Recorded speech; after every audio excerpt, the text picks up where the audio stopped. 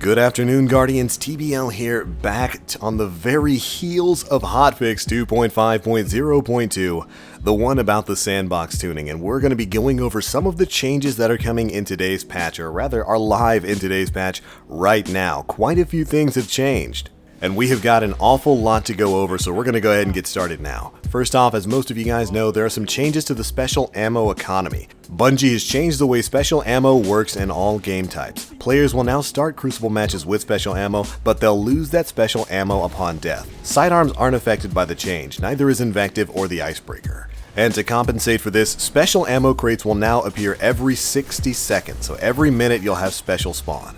And of course, you'll now need to be within 75 meters in order to take advantage of special boxes pulled by your allies. However, special ammo timing in Mayhem has remained unchanged. Next up are the changes coming to the elimination game type. First up, the total time limit for rounds has been reduced to 90 seconds, down from a total of 2 minutes. And to tie in with the special weapon changes, players will now only start with special ammo for round 1 in elimination game types. The timer for the initial special drop will be 30 seconds initially, and then 45 seconds for respawns. And of course, special ammo will now be wiped at the beginning of subsequent rounds. So every round after round 1, you're going to have to get your own special ammo. This is a massive change to the Elimination and Trials of Osiris game modes.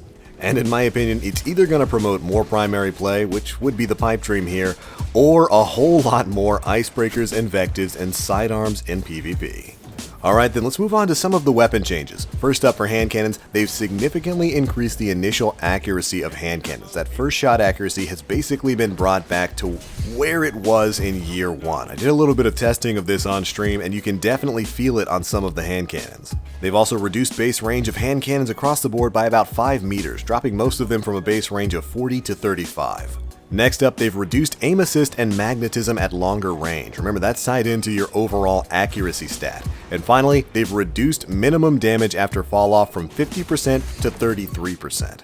Overall, some very big changes to hand cannons, and most of them are in an effort to kind of limit hand cannons to a certain range so that they're not able to cross-map people and challenge scout rifles, and I think they definitely made their point with this change. Very happy about the increase to initial accuracy though. That should have a big effect on Bloom. Next up is auto rifles, and it is buff city for the auto rifles. They've increased precision damage modifier from auto rifles from 1.25 up to 1.3. They've also increased the base damage of low rate of fire auto rifles by about 2.5%. And they've increased their overall in-air accuracy. I did a little bit of testing with the Suros regime. It is very, very strong now, dealing about 37 points of damage per crit shot and 29 for body shots when you're utilizing focus fire. That's really, really good. Overall, some very, very good changes to the auto rifle class, and it's been something a lot of players have been asking for quite some time, and maybe now high impact autos might see their place, well, somewhere in the Crucible meta. Like I said, I got to run around a little bit with Suros regime just a bit ago. It's a very strong performer. But it's not where these patch notes end. Next up, we've got the changes to pulse rifles, where they've reduced the rate of fire for the very high rate of fire pulses by about 7.7%. That's the Grasp of Malak and Clever Dragon tier. They've also increased the rate of fire for low rate of fire pulse rifles by about 5.3%. So think your Spare Change, your Messenger, your Parthian Shot. They've also reduced the magazine size of the Clever Dragon and the Grasp of Malak both by 6. Interestingly enough, they didn't touch the Waltz, which is another pulse rifle that's in the same archetype as both the Clever Dragon and the Grasp of Malak. That still has its usual magazine size. And of course, they've increased the in-air accuracy of pulse rifles. Now, most of these changes I'm kind of okay with. I'm sad that the Clever Dragon and Grasp of Malak in particular got such a big slap, but the increase for the rate of fire of the high impact pulses is a very good thing. It's going to lower that time to kill just a little bit and bump up their DPS. Overall, we knew a Clever Dragon nerf was coming. There was just no way around that. Alright, moving on to Scout Rifles. The only change Scout Rifles have seen is they have an increase in mid-air accuracy. That same basic buff that all the non-hand cannon primaries have been getting. Next up, shotguns. We know about a lot of these changes. One, shotguns will now no longer deal precision damage, but this does not affect the Chaperone or the Universal Remote. Shotguns will now also have slightly less magnetism when fired from the hip. They've basically lowered the aim assist value when you're ADSing and removed it when you're hip firing. Shotguns will also now have significantly less in-air accuracy. You won't be able to land those jump shots quite as easily. And the rangefinder perk on shotguns now increases your aim down sight time by about 25%. But in terms of a buff, shotguns now no longer have a movement penalty, so there's that. And surprisingly, there are some specific changes to the universal remote. One, they've reduced the universal remote's magazine size from 5 all the way down to 3. That's a very painful nerf. And they've increased the overall time it takes to reload with the universal remote. Ooh, that one hurts. Was definitely not expecting the nerfs specific to universal remote. But alright, moving on. Next up we've got the Young Wolf's Howl, which has a very simple but very good change. They've reduced Howling Flame's ammo cost from 10 down to 5. Howling Flames is the slam ability that you can utilize to put sort of a debuff on enemies that causes them to take more damage, while also dealing damage over time. It's a good change because the Young Wolf's Howl was kind of a lackluster sword, especially when measured up against its brothers, you know, the Dark Drinker, the Raise Lighter, and even the Boltcaster. Next up, in some news that I am very, very sad to hear, look, they said that they were going to be specifically doing something with Truth this week, and we all knew it couldn't be a buff, it had to be a nerf, and oh man, what a nerf it is.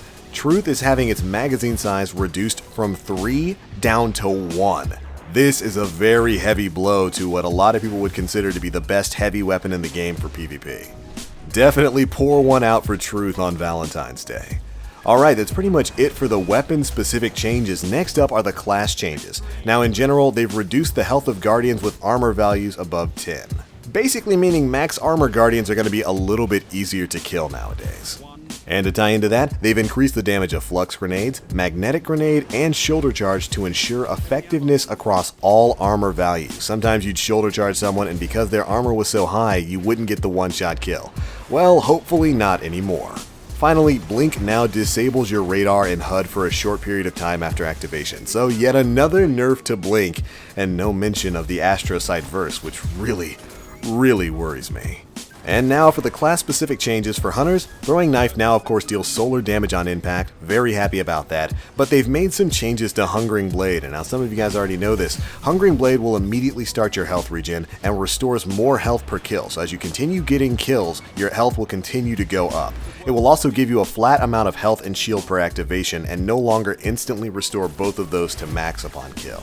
Now, this is a change I don't really think many people were asking for, but I imagine the reason for why Bungie is doing this is to help kind of balance things out with the new special weapon economy in the Crucible. You're very likely not always going to have shotgun ammo on deck to take out that Blade Dancer like you could before today's update. But it's still a very big change for Blade Dancers that's gonna hurt pretty darn bad. Also, the Blade Dancer's Quick Draw perk no longer readies your weapon instantly, but now grants a large increase to weapon handling speed. This was another perk that I really didn't see coming, and I'm kinda bummed about. Blade Dancers used to have the very best neutral game in Destiny, and the natural Quick Draw perk was a very big part of that. It's gonna be changing the way a lot of Blade Dancers handle their character. Again, keep pouring these things out because we're not done yet. Let's talk about Warlocks now. The Viper Totemic on the Ophidian aspects for Warlocks now no longer readies your weapon instantly, but just like Quick Draw grants you a large increase to weapon handling speed. That makes me very sad because the Ophidians were my favorite PvP exotic for Warlocks right now, because specifically they grant you increased reload speed across the board and they give you that Blade Dancer Quick Draw perk. Additionally, of course, the Stormcaller's Thunderstrike melee range has been reduced to be more consistent with the other Warlock subclasses. However, Amplitude will still grant you a small range boost to the new base range. So you're still going to have that extended range melee, but you're going to have to run Amplitude to hit outside of the ranges of, say, a Voidwalker or a Sunsinger melee.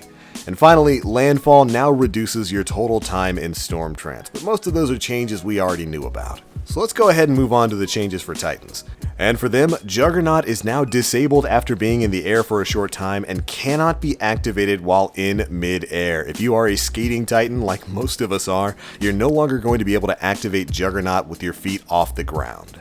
Now, of course, this change is a direct response to, of course, the Titan shotgun warrioring we've been seeing essentially since the start of the Rise of Iron. So we knew Juggernaut was going to get nerfed in some way or another, and I'm definitely not too surprised with those changes there. Alright, now finally we've got some general changes to a few things, and one big oops from Bungie. One, the Outbreak Prime no longer triggers the corruption spreads by shooting at Wards of Dawn, so you can't utilize that to pop bubbles anymore. Sorry, Holtzman. 2, Shinobu's Vow no longer adds an additional seeker to skip grenades. You've been seeing probably a lot of Shinobu's Vow in the Crucible for the past couple of months because it helps to make skip grenades a lot more consistent. Well, maybe a little bit less so now. They've also removed the intrinsic perk knee pads and Icarus from some talent grids, which really caught me by surprise. I wasn't really thinking they were going to pick any 2 perks like that and remove them. As I recall, this is mostly a thing that affected some year 1 weapons, like on some year 1 shotguns if you rolled crowd control, it would give you kind of a hidden knee pads perk as well. But I'm really not too sure about the intrinsic Icarus thing, maybe the Celestial Nighthawk for year 1. If you guys know, be sure to let us know down in the comment section below. But moving on, they fixed an issue where high caliber rounds were not functioning properly on hand cannons, scout rifles, machine guns, and sniper rifles. So previously we've mentioned that scout rifles, they don't benefit from high caliber rounds at all. Same thing for hand cannons. Well, now you're going to be able to stagger people with the best of them when you're using the last word. Should be a lot of fun. And finally, the very last thing we're going to talk about today is a big oops on Bungie's part because they broke a thing, or 2, or 3. Or 10, because they broke 10 things. The Hungering Blade changes that, affect the healing that you get from Hungering Blade were inadvertently applied to the following perks. Transfusion for Strikers, Cauterize for Sunbreakers, Lifesteal for Voidwalkers, the Red Death perk, the Suros Legacy perk, No Backup Plans, Ward of Dawn, the Ram, Apotheosis Veil, and Embrace the Void. Basically, all the perks that give you your health back in some way, shape, or form were accidentally affected with the new changes to Hungering Blade, and they all now perform like Hungering Blade the perk does. That's kind of a big oops because it kind of destroys certain builds, like the Voidwalker build very heavily relies on Lifesteal to get your health back and Embrace the Void to get your health back from pretty much all of your Voidwalker abilities. So that's going to be a very painful glitch in the system until Bungie gets it fixed. Thankfully, they have made mention that, hey, this was inadvertent. We definitely didn't mean to break and apply this to the Red Death perk and the Suros Legacy perk, so hopefully it'll be fixed very, very quickly. But Bungie is aware of it, and we just wanted to make sure you are aware of it too, because this might affect quite a few builds right now. But alright Guardians, that's pretty much it for the patch notes for Hotfix 2.5.0.2. A lot of changes coming to the Crucible right now. It's going to be a very busy, very exciting day of testing and fun and merriment in the Crucible. So get out there, have yourself some fun. Be sure to let us know what you guys think of these changes down in the comment section below. These changes are going to cause a lot of weapons to work differently, so we're getting right to work on new weapon and armor reviews to get out there for you guys. But that's going to be it for this one. Thanks so much for watching, Guardians, and as always, I am TheBlackLink. You guys stay frosty.